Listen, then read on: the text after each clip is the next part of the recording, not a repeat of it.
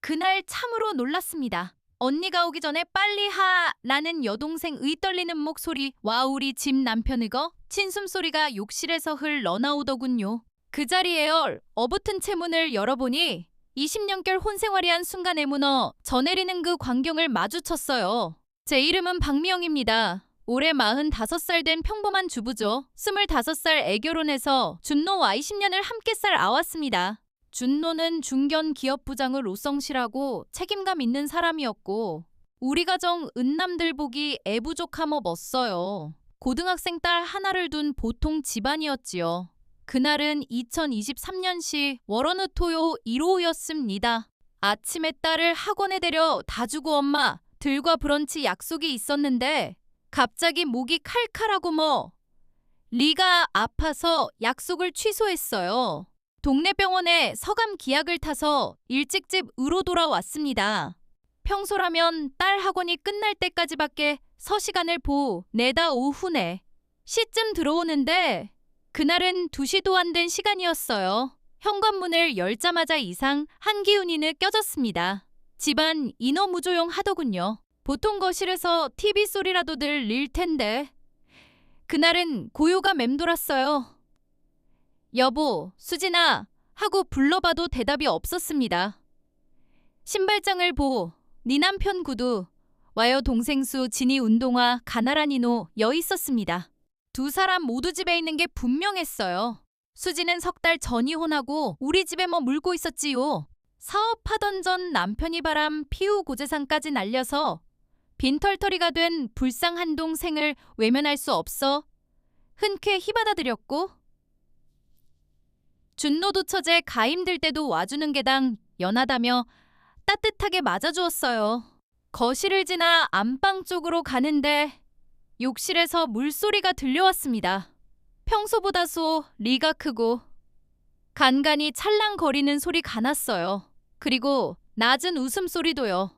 순간 심장이 내려앉았습니다. 그럴 리 없다. 고 잘못 들었을 거라고 스스로를 달래며 욕실문 앞으로 다가갔어요. 문은 안에서 잠겨 있었습니다. 우리 집은 오 레덴 아파트 라문 틈으로 소리가 새어 나오더군요. 형부, 더 세게 문질러줘 하는 수진의 나긋한 목소리가 들렸습니다. 그 순간 온몸에 피가 얼어붙는 것 같았어요. 천천히 아직 시간 하는 준 노인 학고부 들어온 목소리가 이어졌습니다. 제 손이 떨리기 시작했어요. 문고리를 잡고 힘껏 돌려봤지만 꿈쩍 도하지 않았습니다. 주방으로 어가드라이 벌을 가져와 떨리는 손을 로문고리를 억지로 돌리려 하자 안에서 물철 컹거리는 소리와 함께당 황한 목소리 들이터져 나왔어요. 뭐야? 문이 왜 이래? 언니 오는 시간 아닌데 마침 내 문이 열렸습니다. 그리고 평생 잊을 수 없는 광경을 봤어요. 욕조 안에도 사람이 당황한 표정으로 서로를 가리려 애쓰고 있었습니다. 몸이 돌처럼 굳어버렸습니다. 숨을 쉴 수가 없었어요. 겨우 정신 차리고 떨리는 손으로 휴대폰을 꺼내 사진 몇 장을 찍었습니다. 증거를 남겨야 한다는 생각뿐이었지요. 미영아, 이건 내가 생각하는 그런 게 아니야 하며 준노가 황급히 욕조에서 나오려 했지만 저는 아무 말도 듣고 싶지 않았어요. 돌아서서 안방으로 들어 가문을 쾅 닫아버렸습니다. 문 밖에서도 사람이 호황좌황하는 소리가 들렸지만 안전은 침대에 주저앉은 눈물만을 렸어요. 20년을 함께한 남편이 가장 아끼는 여동생과 그 런짓을 하다니 차라리 꿈이었으면 좋겠다고 생각했습니다.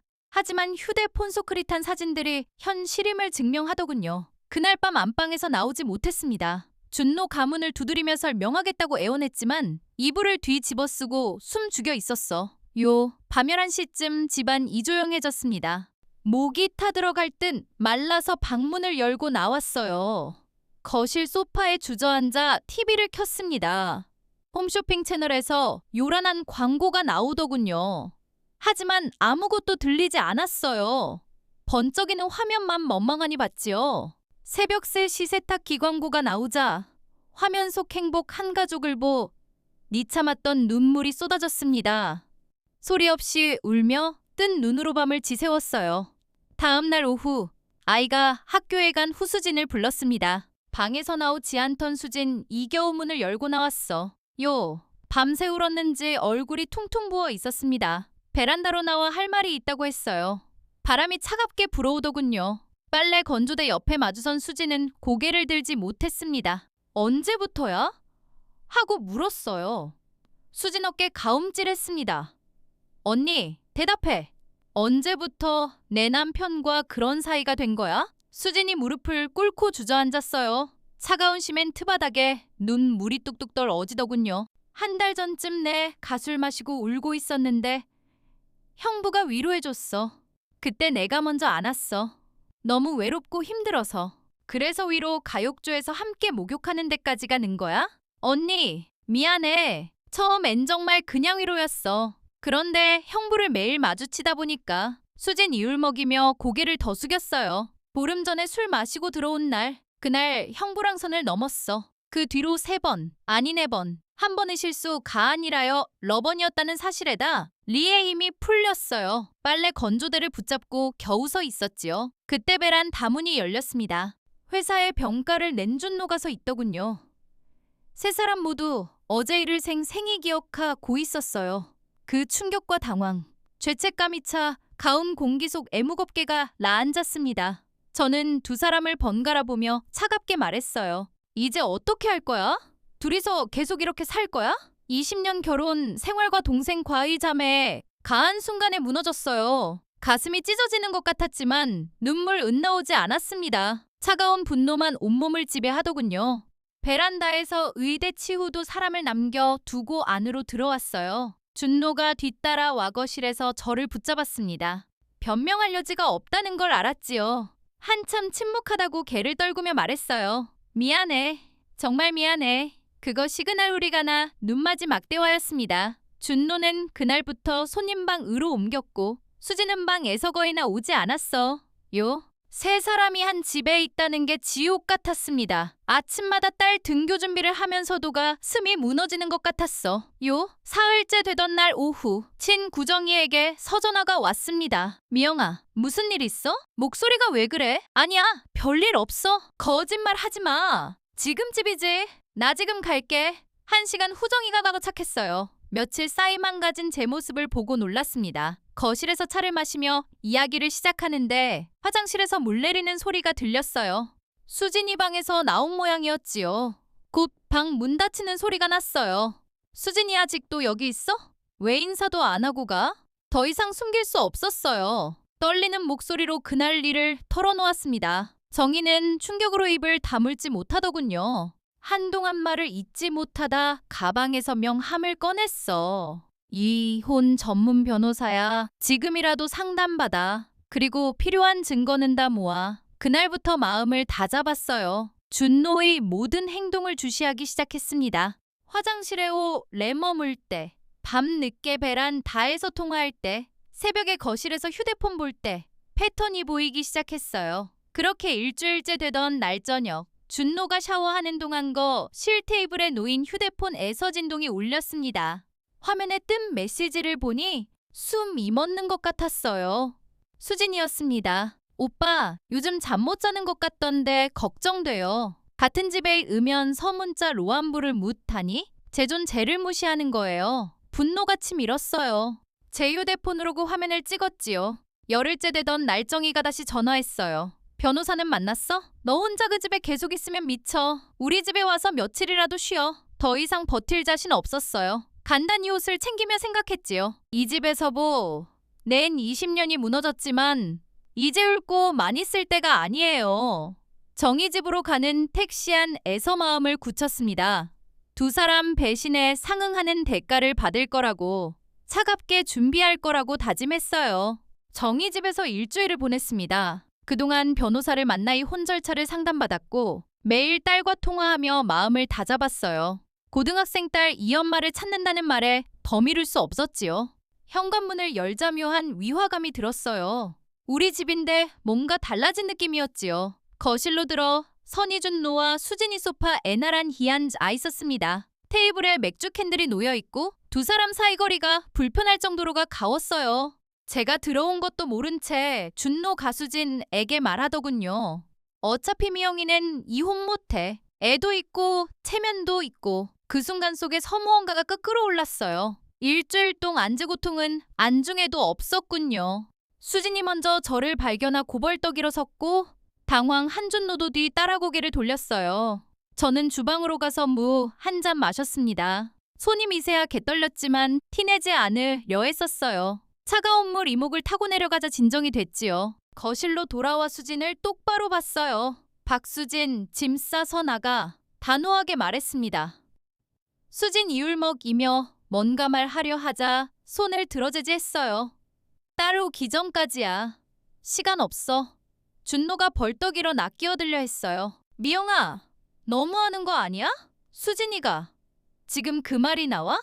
제 목소리가 차가워지자 준노는 입을 다물었어요.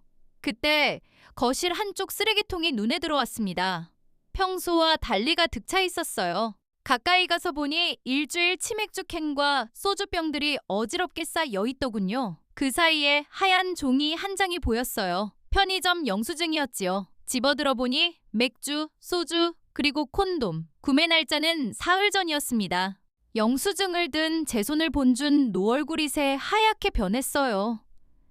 저는 말없이 영수증을 주 머니에 넣고 수진을 봤습니다. 수진은 제 눈빛을 읽었는 지왕급히방으로 들어가 짐을 쌌어요.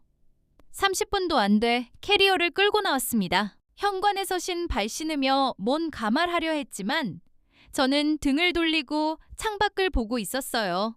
현관 문 닫히는 소리가 들렸습니다. 잠시 후 창밖을 내려다보 니수진이 캐리어를 끌고 아파트 입구 로걸어 가는 게 보였어요. 수진이 나간 후준노와 단둘이 남았습니다. 거실에 무거운 침묵이 흘렀어요. 저는 돌아서서 준노를 마주했어요. 딸은 5시에 와. 그때까지 시간이 있으니 할 말 있으면 해. 준노는 머뭇거리다 입을 열었지만 어설픈 변명뿐이었지요. 저는 주머니에서 영수증을 꺼내 테이프에 놓았어요. 준노는 그것을 보고 입을 다물었어요. 저녁에 딸이 돌아왔을 때 저는 아무 일 없었다는 듯 저녁을 차렸습니다. 딸은 이모가 안 보이자 물었지만 일자리를 구 해급히 이사했다는 설명에 의심 없이 넘어갔어요. 그날 밤 안방문을 안에서 잠그고 혼자 누웠어요. 첫 번째 장벽은 넘었지만 본격적인 싸움은 이제부터였지요. 수진이 나간 후 3개월이 흘렀습니다. 겉으로는 평범한 일상이 계속됐어요. 준노는 회사에 다녔고 저는 주부일 상을 이어갔지요. 하지만 표면적일 뿐이었어요. 한 집에 살면서 남처럼 지냈습니다. 그 기간 동안 조용히 준비했어요. 정희가 속의 한 변호사를 정기적으로 만나 제3목 록을 정리했습니다. 통장 내역, 부동산 등기 부주식장 부 하나하나 증거로 남겼어요. 변호사는 제 사진과 메시 지직 승진거를 고유리 할 거라고 했지요. 어느 날 수진에게 문자가 왔어요. 언니, 정말 미안해. 한번 만나줄 수 없을까? 처음엔 무시했지만 문자가 계속 왔어요. 하루에도 몇 번씩 사과와 함께요. 일주일 후 짧게 답했습니다. 변호사 조언대로 수진상 황을 확인할 필요가 있었지요. 다음 주 화요일 오후 2시 역 앞 카페. 화요일이 됐어요. 약속보다 일찍 도착해 창가에 앉았습니다. 잠시 후 수진이 들어왔어요. 많이 수척해진 모습이었지요. 자리에 앉자 마자원님이 아내, 나도 미친 짓인 거 알았어. 했어요. 그런데 수진 휴대폰이 울렸습니다. 화면을 힐끗 보더니 당황하며 전화를 돌렸어요. 곧 또 진동이 울렸습니다. 메시지였지요. 수진이 황급히 휴대폰을 뒤집으려 했지만 화면에 왜 전화 안 받아? 걱정되잖아. 하는 내용이 잠깐 떴어요. 수진 손이 떨리더군요. 저는 모른 척 커피를 마셨어요. 굳이 따질 필요 없었지요. 이미 알 수 있었으니까요. 언니, 이건 그냥 하며 수진이 변명하려 했지만 손을 들 어말렸어요. 됐어. 더 들을 필요 없어. 3개월 지났는데도 여전히 연락한다는 사실에 실망보다 안도 가들었어요. 이제 미련 없이 끝낼 수 있겠구나. 커피잔을 내려놓고 일어섰습니다. 수진이 더 말하려 했지만 저는 돌아서고 있었어. 카페를 나오며 휴대폰을 꺼냈습니다. 변호사 번호를 찾아 전화했어요.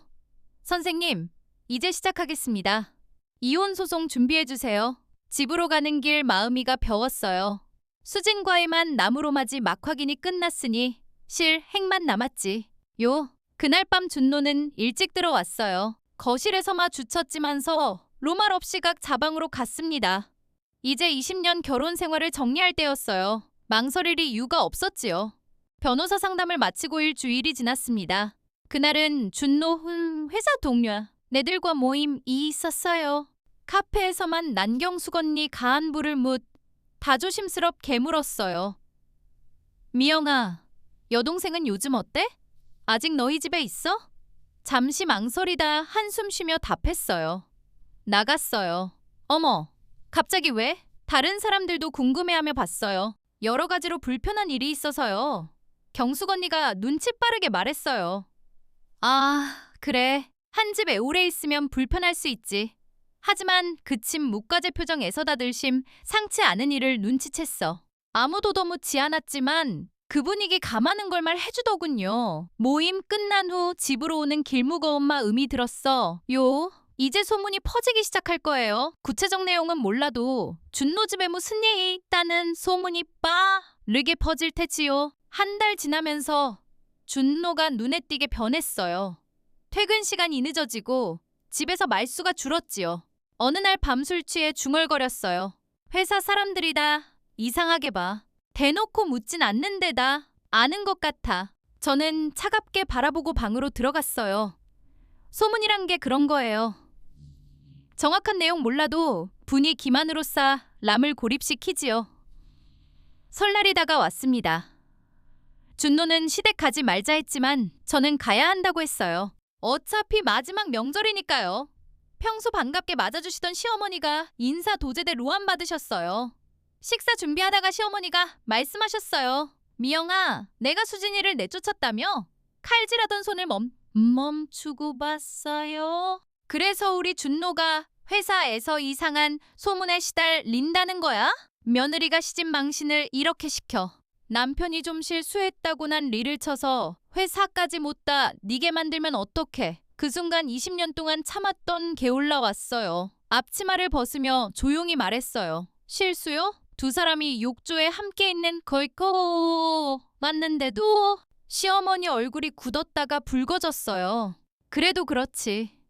조용히 넘어갈 수도 있는 일을 저는 더 들을 수 없었어요. 부엌을 나와 거실로 갔습니다. 가방 들고 현관으로 향하는데 시어머, 네가 따라오셨어요. 명절에 며느리가 이게 무슨 짓이야?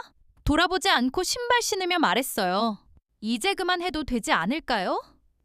시댁을 나와 택시 타고 집으로 오는 길 마음이 편해졌어요. 이제 정말 끝이 보이더군요. 그 일이 있고 2달 더 지났습니다. 그날 저녁쯤 비한 서류를 들고 변호사 와가정 법원으로 갔습니다. 이혼 조정신 청서를 접수하고 나오는데 휴대폰이 울렸어요. 시어머니였지요. 망설이다 받았어요. 미영아, 우리가 조심. 그래도 이혼은 준노도 후회하고 있어. 법원 벤치에 앉아 차분히 대답했어요. 어머니, 이제 변호사를 통해서 연락 주세요. 전화를 끊고 가을 하늘을 올려다봤습니다. 20년 결혼 생활이 끝나가지만 후련했어요. 준노는 모든 걸 잃었지요. 직장, 가정, 부모님 신뢰까지. 그것이 치러야 할 때가였어요. 2년이 흘렀습니다. 이혼 재판 은재에게 유리하게 끝났어요. 불륜 증거가 명백했으니까요. 재산은 6대4로 분할되었고 아파트는 제 가가지 돼준 노예에게 일부 금액을 지급했어요. 위자료는 2천만 원으로 결정됐지요. 재산 분할 현금 과위 자료, 모아둔 돈을 합쳐 작은 꽃집을 열었습니다. 원래 꽃을 좋아했고 새로운 일이 필요했어요. 동네 상가 1층의 아담한 가게지만 햇빛이 잘 들 꽃들이 예쁘게 자랐어요. 딸은 이제 대학생이 됐습니다. 수능 끝난 후 이혼 사유를 설명했을 때 아이는 한참 울었어요. 처음 앵구체적이 이유를 말하지 않았지만 나중에 아이가 물어 와 사실을 말해줬지요. 충격받았지 만시간이지. 나 받아들였고 지금은 주말마다가 개에 들러도 와주기도 해요. 그렇게 새로 운일상이자 리잡아가던 평범한 오후였습니다.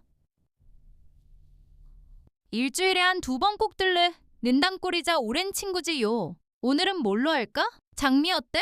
응, 분홍색으로 준비해줘. 꽃다발 만들며 정희가 조심스럽게 물었어요. 그 인간은 요즘 어떻게 지내? 작은 회사에 재취직했다고 들었어. 연봉은 많이 줄었겠지. 수진이는 고향으로 내려갔대. 소식 끊긴 지 오래야. 이제 그런 이야기도 담담하게 나눌 수 있더군요. 정희가 떠나 그 오후 내내 손님들이 문두문 다녀갔어요. 저녁 무렵 딸에게서 전화가 왔습니다. 오늘 저녁 같이 먹자고요. 서둘러 가게 정리하고 마트에 들러 딸 좋아하는 제 류를 샀어요. 엄마, 행복해? 젓가락을 멈추고 딸을 보며 미소 지었어요. 고개를 끄덕였지요. 딸도 따라 웃었습니다. 식사 마치고 딸이 설거지도 와줬어요. 함께 부엌에 서서 그릇 닦으며 창밖을 봤습니다. 2년 전 그날의 충격과 분노, 배신감은 이제 먼 과거예요. 지금 삶이 완벽하지 않지만 난 가끔 외롭고 경제적으로 빠듯할 때도 있지만 딸과 함께하는 저녁, 꽃 집에서 보내는 오후, 정희와의 수다 가절을 지탱해주지요. 준노가 어떻게 사는지, 수진이 어디, 서무엇을 하는지는 중요하지 않아요. 저는 제 삶을 살고 있으니까요. 아, 여러분, 때로는 가장 믿었던 사람에게 배신당하는 그 순간 오히려 진정한 자신을 찾는 시작이 되기도 하네. 이 아픔을 딛고새로운 삶을 살아가신 미영 씨처럼 지금 힘든 시 간을 보내시는 어르신들 두 분 명도나 은혜일을 맛 이하실 거라 믿습니다. 따뜻한 마음으로 하루를 마무리하시길요.